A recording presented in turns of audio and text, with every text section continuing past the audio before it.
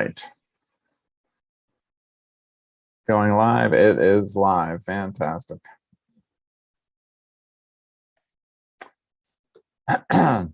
So welcome. We're going to be talking about principle number 10. Principle number 10. Oops. All right, hold on. There we go. Get rid of that. Principle number 10. And let's get right to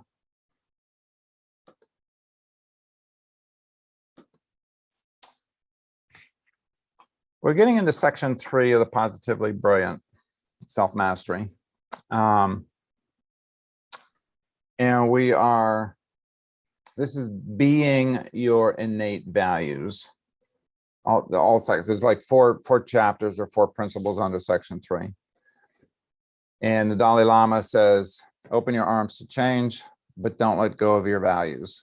And I think the values that he's referring to, frankly, is not societal values or cultural values, as good or as meaningful as they may be.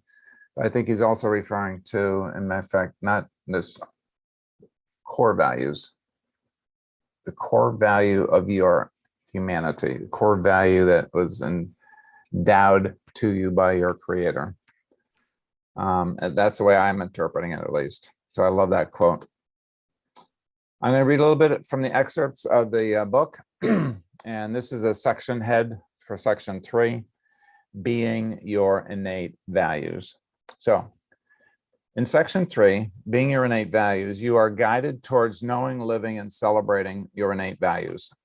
When I am being my innate values, I am being my positively brilliant self.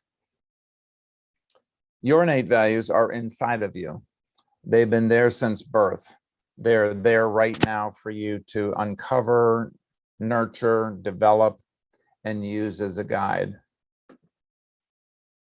The untapped energy, clarity, and direction that are waiting for you to experience by being your innate values are life-changing. You begin to experience being yourself. You begin to experience a profound sense of alignment, centeredness, fulfillment, and inner peace. Guaranteed. Guaranteed. I've been doing this for 26 years. And when I am being my innate values, when my clients become there and living according to their innate values, when my students learn how to do this and access this and support at this stage, probably millions of other people over the last 25 years, people begin to get a sense of deep, personal, lasting alignment, centeredness, fulfillment, and inner peace. That's the profoundness of this work.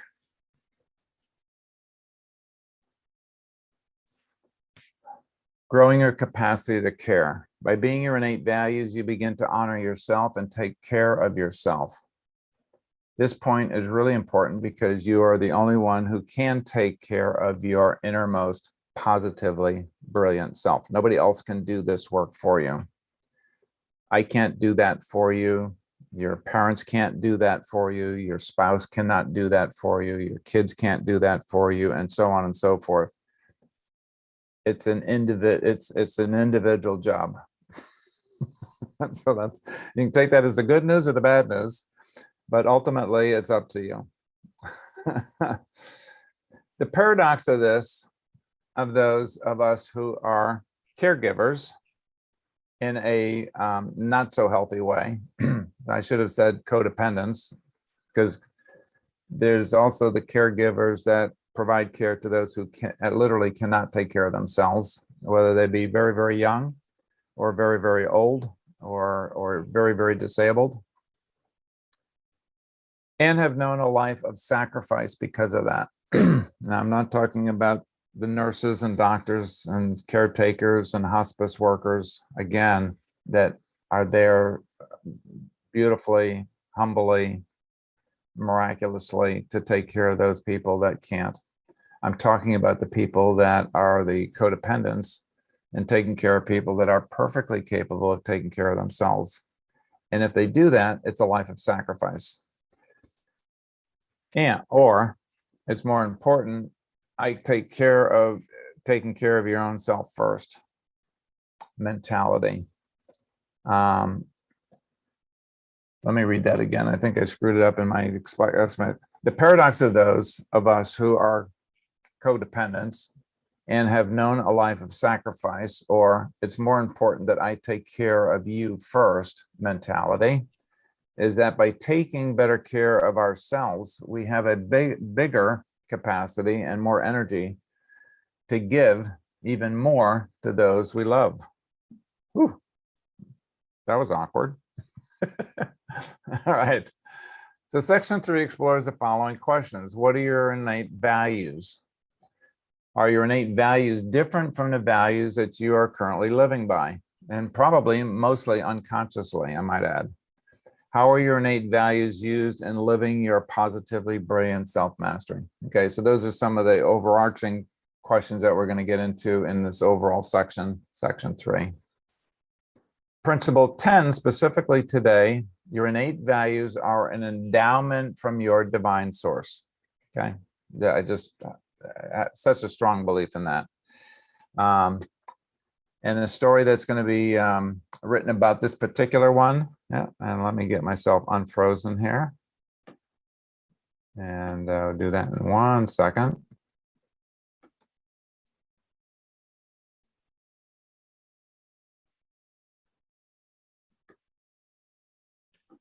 Ta-da! And I'm back. All right. The story is going to be contributed by a good friend of mine, Marcy Johnsrud. Okay.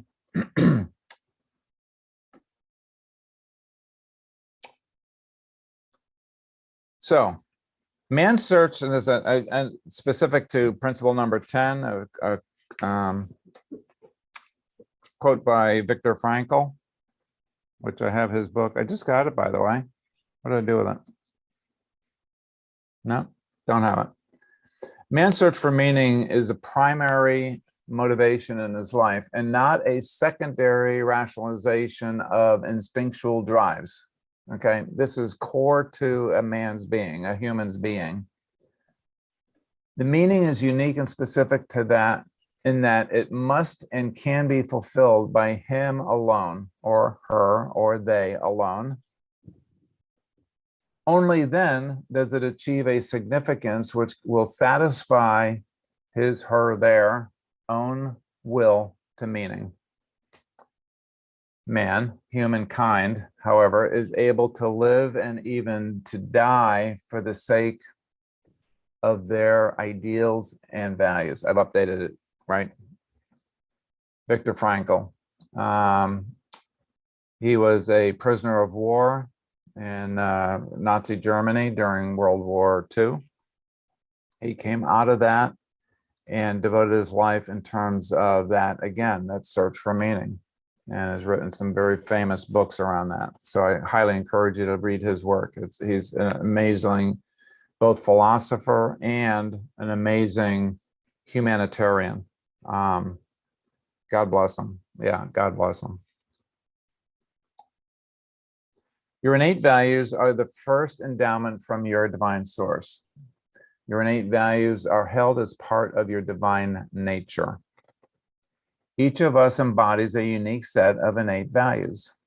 These innate values are bestowed on us by our divine source. My unique set of innate values inspires me and defines my most authentic human beingness. Not doingness, but beingness. My innate values are my deepest and strongest expression of my divine nature through the medium of my human nature. During a significant part of my life, I did not know my own innate values. I followed only those values that I had unconsciously acquired from my, like everybody else, childhood, formal schooling, educators and trainers and professors, and as well from the organizations that I was a member of. These were not necessarily bad values in and of themselves. The significant difference is that these adopted values were not my most powerful, guiding, or fulfilling innate values. I was very successful in obtaining the academic and goal-oriented accolades, as well as the financial rewards by following others' values. And it was exhausting and unfulfilling. It just was. I've often referred back to my years at 35, 36, 37 years old when I was just spent. I was exhausted physically and mentally, emotionally. I wasn't real particularly into the spirituality of things, but just starting to kind of get an interest in that. But I was, by following other people's values that were not my own God-given values, if you will, I was spent. I was exhausted. I discovered my own innate values by accessing my divine nature. I will discuss rediscovering, aligning, and celebrating my own innate values in my life in the next 3 principles. Okay, so that makes up the principles in this particular section of the book, section 3. So coming to Marcy's story, the title of her story is "My Values Influence My Thoughts, Behaviors, and Actions." This is her story. For many years, I tended to identify only with values related to work, such as expediency and a good work ethic. I had no idea there could be different categories or origins of values or the significance of this. Then about 10 years ago, during a philosophy class discussion about morality, the whole concept came together for me. That discussion occurred a week after I was involved in a values experience or exercise at work, where our facilitator had asked, if you had the ability to change a negative situation as a result of your core values, what would these core values be? What morals or values would you put your back up against the wall for? I had been struggling with so many questions about values, such as why did my values change when circumstances changed? Are there different types of values? Are values innate or learned? Are values and morals related? Suddenly, in the middle of that philosophy class, I knew that there are indeed different categories and origins of values. For example, my work and family values appear to be more situational or external. And while I find some of these values annoyingly persistent, I realize now that they are purely habitual and not necessarily related to my core values. The big question is, are my moral beliefs related to my core values? And are my core values innate? All I know is that I have certain core values that influence my present and subsequent thoughts and behaviors. For example, if I do something akin to my core values, there doesn't appear to be any negative consequences. On the other hand, if I act outside of my core values, I often become frustrated or sad or whatever is pertinent to that particular situation. This leads me to the belief that my core values of integrity, justice, honesty, love, joy, and responsibility are deeply rooted in me, and yes, they are innate.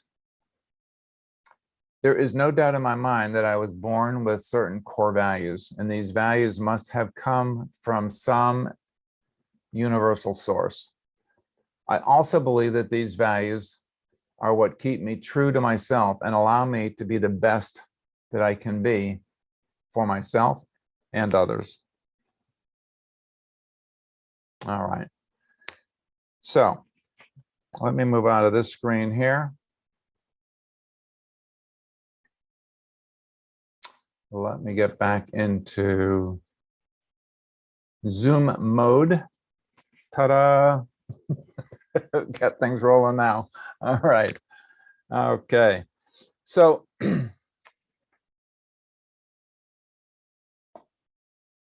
here's my I don't know, estimate. experience of life, and I have not met personally 7.5 billion people. But here's the the litmus paper of my experience is that, myself included, my estimate is that 99.9% of the world's population do not know what I just read. They don't know that they have innate values.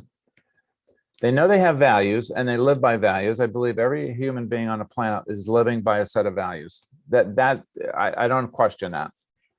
What I do question is, whose values are you living by?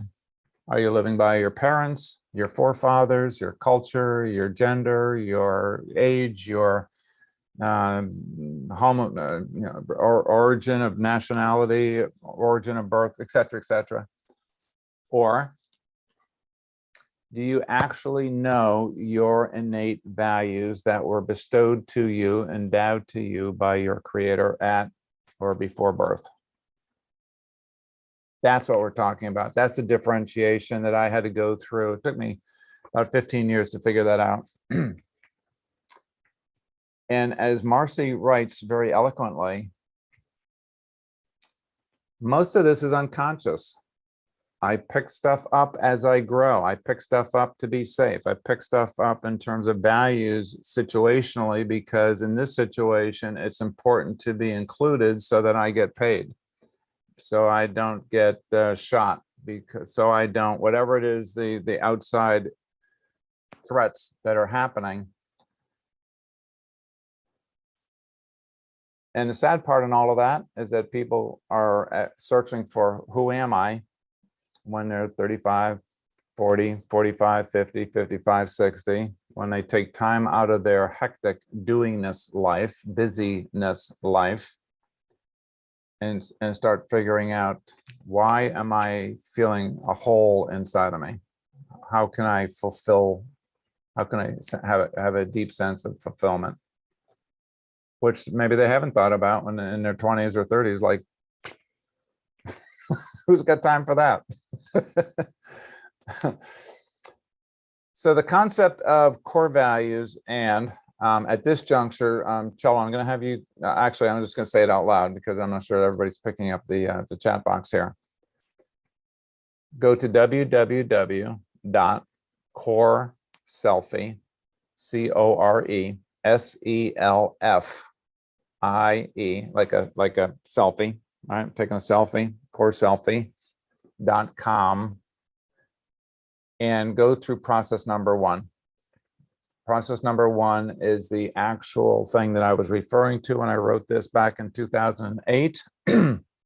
I had not come up with this CoreSELFie platform. I've been teaching and still do teach a much longer version of discovery process of core values, which hopefully bypasses and tricks the linear brain and comes in under the radar. Okay, so I've been doing that work for 26 years. What I've done in the last 10 or 12 years is converted that to a 10-minute version of finding out my core values, or an individual's core values.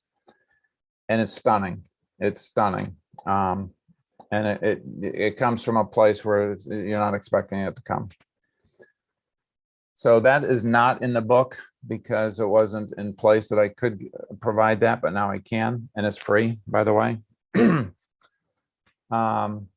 To find out who I really am. So now I'm at a new choice point. I'm at a new place of awareness. And in professional coaching, we talk about raising the level of awareness so that you can make better decisions. Okay, that's what I do as a professional coach. By knowing who I am, or knowing who my client is at their core, they're like one student of mine said, their original self. He had rediscovered his original self going through that longer process that I referred to. But now in the shorter process, you can do the same. It's not quite as comprehensive, but it is a spectacular starting point to know who you are. Okay, so just go do that and have your whole family do that. If anybody that you love, have them do that. Anyone that you work with, have them go do that. And now once I know who I am at the core in terms of my most authentic way of being, my most authentic way of showing up as a human being, it changes my life. It has changed my life. The other huge benefit of this is that I no longer can be told, Peter, we want you to be this way. Now, I get it. You want me to be differently than I'm showing up, maybe. But it's like water off a duck's back. It's like, yeah, that's your opinion. And I can be free of the good opinion of others when I know and I'm rock solid in terms of who I am at the core. So this opens up a whole new world, a whole new vista. You don't have, it's not situational. You don't have to be different when you are at work. You don't have to be different when you're having fun with your kids. You don't have to be different when you're with your college graduates buddies. You can be yourself. Some people are going to love that. Some people are not going to love that, by the way, because no, we like the way you were. change back to that. Please change back to that. Who you are now. But the only one ultimately that has to be comfortable with who you are being is moi, me, myself. And am I at peace with that? Am I have a sense of fulfillment about being myself? And I can say categorically now, I love who I have become, or I've gone back to, is a reality. I love that creation that created this amazing person in this body for this lifetime journey. It's like, wow. Whew. I'm just hoping to live up to it, right? Not acquiesce, not kowtow, not bow to somebody else's desires or wishes on me to be different or be, something that is more aligned with who they are or what they want, or how I fit into their life or don't fit into their life, and so on and so forth. So I'm going to stop talking here for a minute. But this will literally change your life. It just does. So we have some of our regulars, Ridish and Sunny and Charles. Welcome. What do you get out of this? What struck you in terms of some of my comments about knowing your core values, or Marcy's story? Anything in there that paralleled things in your life that you've had to deal with, or questions that you had about values? Be interested to hear your perspectives, and what is it like to be living your own values? Any of those you can pick.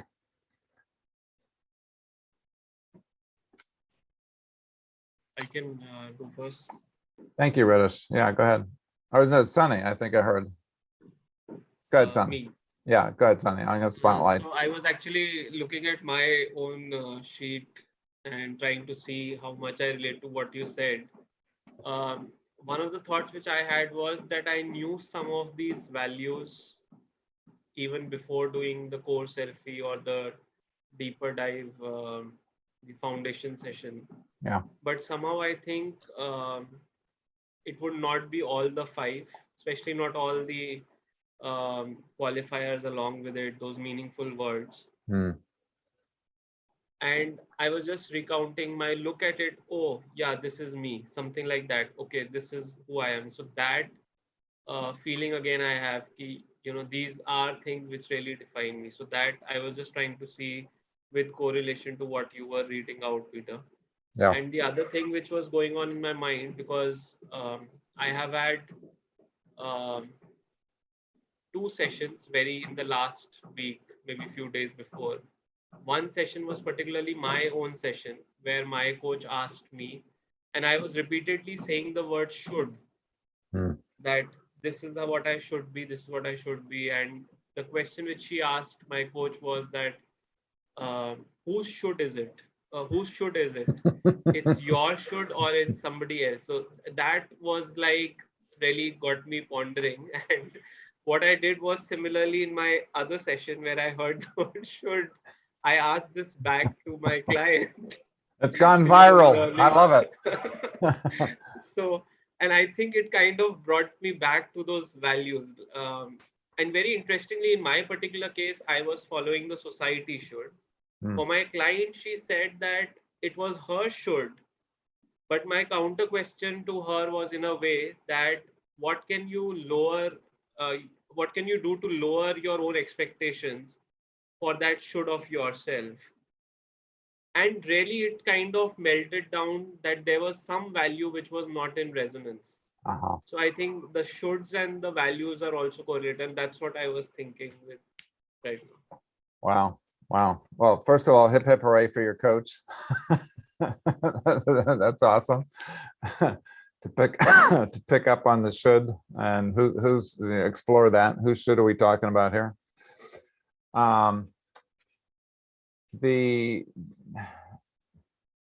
You bring up a very interesting point in terms of, okay, so for your client, yeah, some of those things or a lot of those things were her own, good, yay. But the idea that maybe there was one that was missing, what values are not being valued, what values are not showing up in that particular situation. I hear that this, and this are showing up. Okay, so we're, part of the way there. But when one of them is missing or is being discounted by the person or by their situational, wherever they're at, there's still a sense of not fully filled.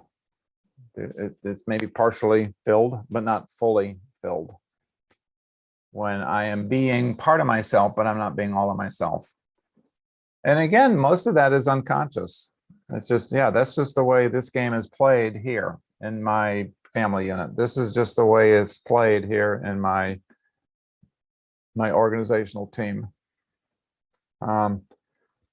So for the coach, this is, personally, this is the core of the work that I do at Coach for Life. It just is. It starts with the self, with a big S, the big S self.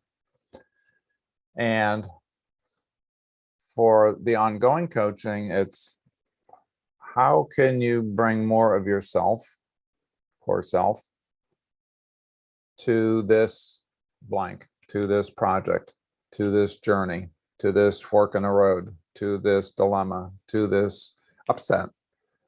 Any of those situations that humans go through, it's just part of the human experience, my belief. And so, and I am a choice. I can choose to bring myself to it, my core values, or not. But first you have to know them. Otherwise, it's like working with an operating system that is geared towards my family unit. It's geared towards my Caucasianness. It's geared towards my stage of life that I'm in. All unconscious, or 90% unconscious. And when I can bring it back to the core self, we're starting with a clean slate. It's like, okay, so this is who you were created to be. These are your core values. Which of those are operating well, consciously? Which of those have you not been bringing into your decision-making or way of life or your journey right now? And how could you do that? Or how might you do that? Or do you even want to do that? Some people are going to say, oh, Jesus, Mary and Joseph, that's just like, whoa, that's way too complicated. That's way too, way too confrontive, for, the situation I'm talking about right now. I'm not ready to do that. And I so honor that, by the way. I do not say, okay, so you're doing life wrong. I'm here to help you to get it right. Not my job as a coach.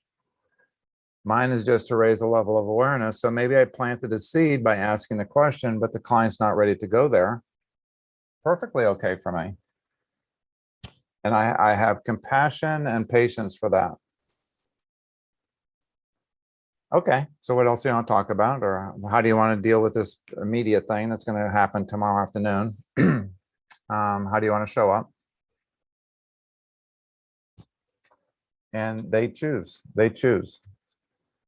Many people that are in a coaching relationship are ready for that level of awareness and dedication to their own personal growth and journey. And some are not. Some, no, I just tell me what to do and I'll go do it. It's not the kind of coaching that I do personally. But that's the doing coaching.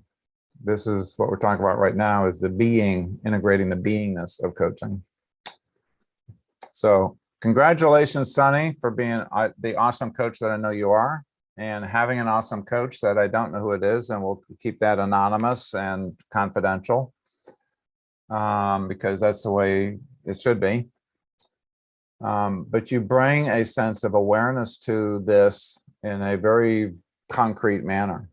So any last words on insightfulness of what's going on here for you, Sonny?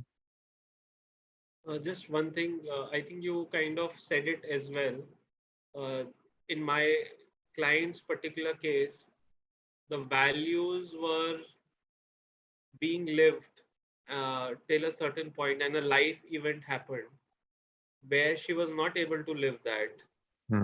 And in my discussion or the session, it came about that what can she do to then integrate it. So I think it's a choice then which kind of tables up that how can you integrate more of your values rather than saying that you always have to live by those values, to find more and more fulfillment of what you're doing. Wow. Yeah, so we have one more client in the world that is more true to themselves, and as a result, I believe, has a greater sense of capacity to be who they are, who they're meant to be, and contribute what they're here to contribute. And I hip hooray for that. I think you've just capsulated the power of professional coaching right there. You have one more human that's more conscious, more aware, making better decisions, wanting to be herself. I think you said it's a her, themselves. And that is such a privilege to be able to do that as a professional coach. So on behalf of the whole world, Sonny, thank you. You're making the world a better place. Thank you. And thank you, Peter, for igniting that spark in me and many of us. My pleasure. My pleasure. All right. Who else? Oh, Ridish is ready to jump in here, I think. Right. Yeah. So, Peter, my experience with whenever I listen to anything or speak or think about core values, I'd just like to first, before getting into my one thing which I want to talk about, what you spoke on, is that when I went through with the process with you, both of the core selfie and the longer one. Yeah. There's one word which I remember I've been using since maybe I'm 15 or 16, and which is like close to 25 years now. The word is oneness. Yeah. And I used to use that word in different contexts, and people actually started to call me that by a second name. I used it so much. And when we did this process, because everything is revealed at the end, my topmost core value came out as oneness. And as I said, I used to comprehend and use that in various situations. And I got a better understanding what that oneness meant to me. But I was shocked, surprised, had tears in my eyes. Well, I'll be very honest with you. And that's where, as you said, we go back to what we were, what we were born with. And I was born with one, tears. And second, these values, right? I got connected with that. So just wanted to share that experience, that somewhere in your subconscious, it is always there. And when it comes out, I didn't even need to get into that validation process. I was like, yeah, this is it. That's it. Even Ta-da! the word, so that actually was one. Second, in one of the texts that you read at the start, you said that man, however, is able to live and even die for the sake of his innate values. Yeah. My personal experience on this, and that is of my own life and of a lot of clients that I meet with, when they are able to find their values, core values, that dying actually happens while living. Yeah. Anytime that we are not living in sync with our core values, it can be a chosen one, right? That on this thing, I know I'm letting go of what my true self is. And there can be compulsions. We can give us many reasons for that, right? Sure. That's another, I feel that means there is in some, either in qualifiers or somewhere, that honesty with self is there. That's why you are telling yourself, I'm letting go of this and I'm not living my innate values. But whenever we don't do that, it can be for a minute, it can be for a month, for a week, we actually don't live even while being alive. That's my personal opinion. I'm believe in. I'm joining you with that one. I believe that. Yeah. I have such a strong belief. And as I said, I've seen now so many lives who, when they are not in sync with their own core values, again, I'm saying it can be chosen, it can be forced, it can be anything. Okay. And life happens. Sure. But it is on those times that life actually is not happening. Right. I read somewhere, they say, are you living or are you just breathing? Right.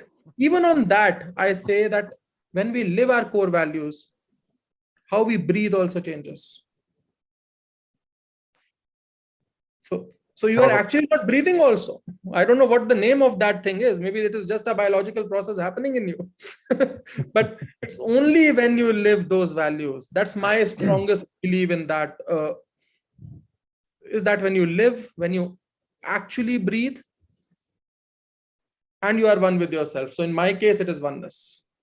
So just wanted to. I love that perspective. I love your shared experience. The concept, if I'm not living who I am meant to be living, if I'm not being myself, my true self, my core self, my positively brilliant self, my authentic self, when you pick the description, then yes, I'm just a breathing entity. I am existing, but so what? I think life is about more than that. And that's why I like Viktor Frankl's description, and going through a concentration camp. My God, I can't even begin to imagine the horrors that he had to live through, and to come out of it with a sense of, what's the meaning of life? Why am I here? Again, it's so existential that I think every human being that has any form of consciousness at some point in time in life says there's got to be more to life than this.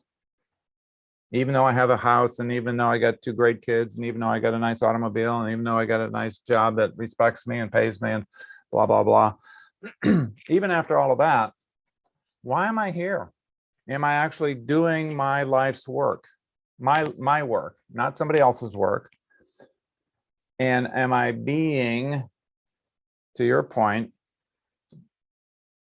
true to myself?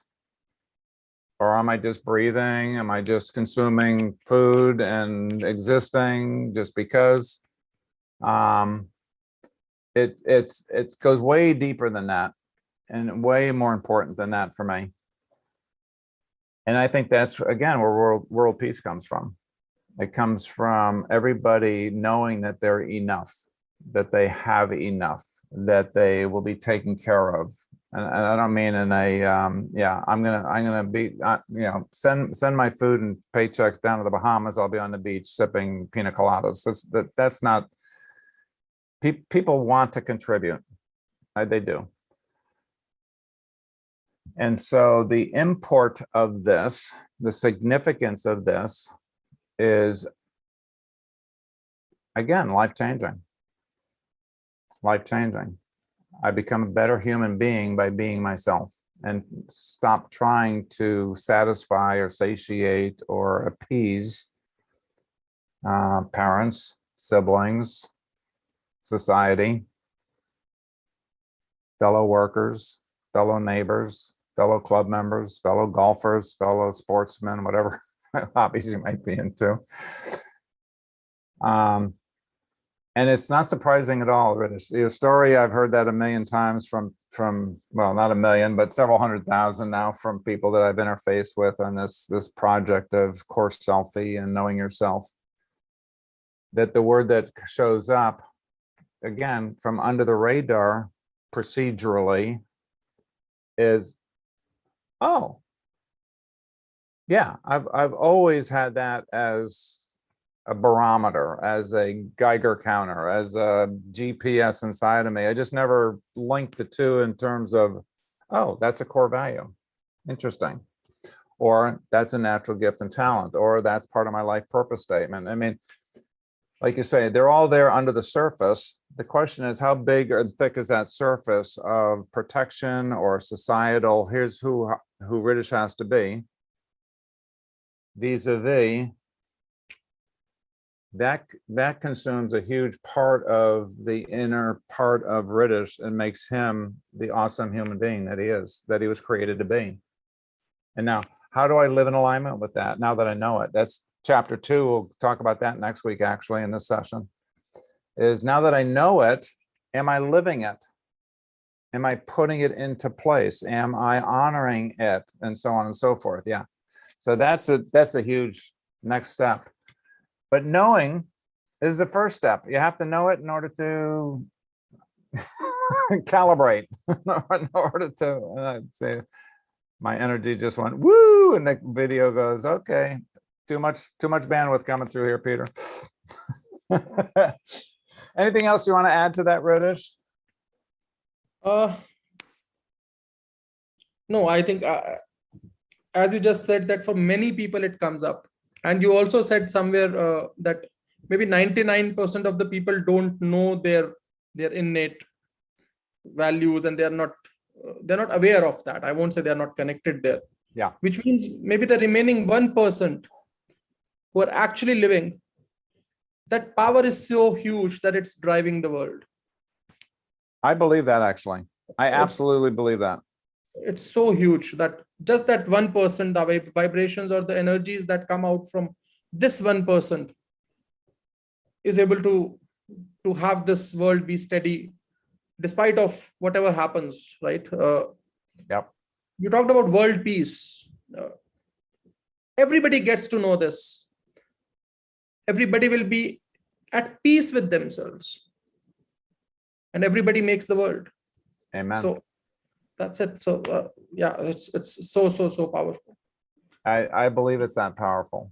That's what I attribute to the monks up in the Himalayas, that they process all the crap, all the negative emotions, all the hurt and hate, and they have the ability to know themselves and to know their role in world peace or world. You talk about contributing to the world day in and day out. Yeah, I believe it's that powerful. And so I'm on a mission to help the monks. That's what I'm on a mission to help the monks. They got too much work to do, and there's too much more hate to process. So let's bring some more peace into everybody. Ritesh, you're awesome, dude. I love you. Thank you. Same here. Love you. All right. I see Simi has just joined us. Hi, Peter. I was attending from the other link from the Facebook. So I just tried this link that maybe this will old mail. And I was attending earlier also, just now got in here. Oh, well, you're in a live middle circle here. So welcome. Yeah, thank you. Anything that you'd like to contribute or add or share about your understanding of your own core values and what that represents for you, or how it shows up in your life? Anything at all? Yes, definitely, Peter. In fact, I have been through a last year and a half. I've been through a very turbulent time. I've lost my mother in last May, and in fact, and I was in the process of completing my mentoring with Aubrey, and things were going on. Yeah. And I think what has really helped me is to keep looking at this core summary sheet of mine Yeah. in the midst of all the turbulent things were going on, I'm my mother, and then there were other things in the midst of pandemic. I went through a lot of stuff, and what kept me going was my core values. And in fact, when I'm looking at it right now, also I can connect with it. In fact, another thing was, I think just before she passed away, I just happened to attend a session of yours, and I don't know, it's so much of, you were talking about death and the people helping those, some of coaches helping people who work with those who are going to die or someone close to them. So Yeah. it was so much of, a connection and coincidence, and so much was happening, and I can really relate with what I'm hearing right now. And, that those are my core values, and they have been my anchors whenever I looked at those. And it brought me back. I could complete I am now ICF ACC. I've completed that step, and in process to, and even hearing you right now is giving me a lot of anchoring, and being in this space also is, really helping me out. Thank you, And Simi. wherever I've worked with my clients during this period, it helped me, in this period when I was coaching people and across the globe, that interconnection helped me, because everybody was going through similar things. And and many people whom I worked with, normally I did a small discovery process, and they really were amazed with what they found from the process. And in Yay. fact, another thing I would want to tell is, I think I have put somewhere in chat, but not really shared, is I happened to work with some students of 10th, 12th who came to me for confidence and, the anxiety and stuff like that for exams. Yeah. And also with the detailed 2-hour core summary process, they somehow figured out their career. Wow. Those that did not come for the career thing, they came for some other things, but they found that additionally, as a bonus.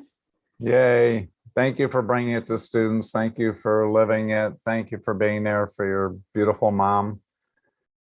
And thank you. I can hear the tenderness in your voice of how revered that who you are has supported you to be in all those different places and supporting all those different people in different ways. You're a credit to coaching, and you're a credit to yourself and your family. I love you, Simi. Thank you, Peter. Yeah, thank you. Charles, you've been quiet back there in the background for all this time, and we got about 8 minutes, so I want to give some Charles time here. Well, I've been processing, which I gratefully do on Tuesdays with Peter. And I know you have exploring self-mastery, you have exploring coaching mastery, and you also have exploring mastery. Your audio just went out, Charles. I think you said and learning mastery, but I couldn't hear it. A life mastery. Oh, life mastery. Yeah. It's like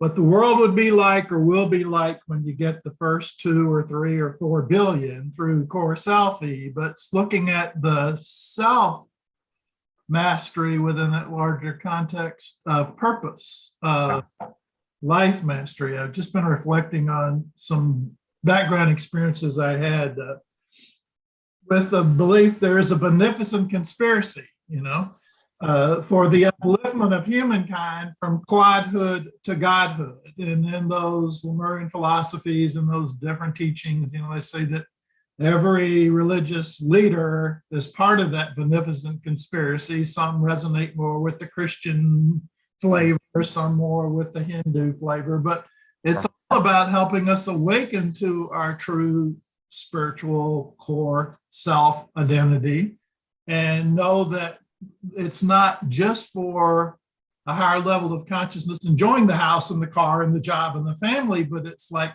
what is the extent of our mastery of the commission, the mission that we're here for? So it's all intertwined, and it all begins with CoreSELFtech. So I'm back there drumming the ambassador of CoreSELFtech campaign, and if Joe hadn't put in the URL, I would have.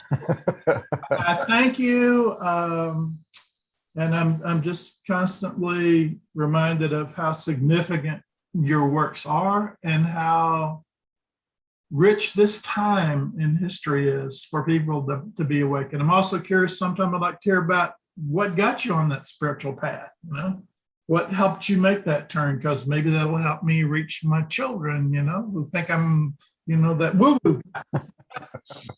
They don't, you know, there is a force. And you can move in alignment with it, you know, it's malleable. So thank you.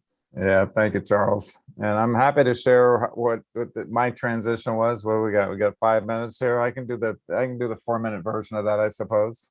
Cool.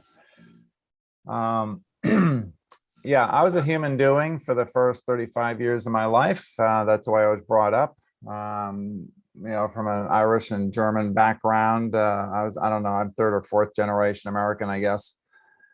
But I come from hardy stock, you know, farmers that went through the Depression in the 30s, that lost their crops, that lost their cattle, that, you know, the cattle dropped over dead because they didn't have anything to eat. And hearing about stories about my grandfather crying because he didn't know how he was going to feed his family. And so there is a hardiness to my family background that I grew up inside of. So it was work hard and don't expect a lot of accolades. Don't expect a lot of acknowledgement. You are expected to be a hard worker. You're expected to be a hard student. You're expected to do your chores. And, you know, I mean, I was earning 5 cents a week for doing my chores at 4 years old. And I thought that was big money. In fact, I got a raise up to a penny a day, 7 cents. But that was only with the promise of tithing 10%. Now, 10% of 7 cents is not a lot. But I learned tithing at 5 years old when I got a raise. So that's the background of that I came out of, both from my mom and dad's side. You know, my grandfather on my dad's side, he was an itinerant worker. And so again, during the Depression, he would be one of those men that went off to work on a project that the government funded, you know, like building the Hoover Dam. And so he was one of those people. Again, hardworking, send his salary back to home to feed his 5 kids and his wife. So at 35 years old, I was on course, man. I was doing my thing. I was a workaholic. I didn't take vacations. When I finally left the organization I was working for, I had accumulated, I think, about 7 months of vacation. And HR went nuts over that and go, how the hell did that happen? Well, I was living in Japan. I worked all the time. I didn't need to take vacation days. And so they had to give me a check for back pay. So that's the economic side. That's the hardworking side. But I didn't know who the hell I was. I was raised in a Catholic environment and Catholic schooling. So a lot of the Christianity and Bible and Old Testament and New Testament and things like that. I'd read those things, not a scholar of those things, but again, work hard was the message that I got out of it. And at 37, I was physically exhausted. I was overweight. I had no training or physical regiment that I would be going through because, you know, thank you very much, I got to work. Thank you very much. I wasn't getting regular sleep because I worked 18 hours a day. So like I said in my book in the intro, I had a healthy net worth, but a zero balance in my self-worth.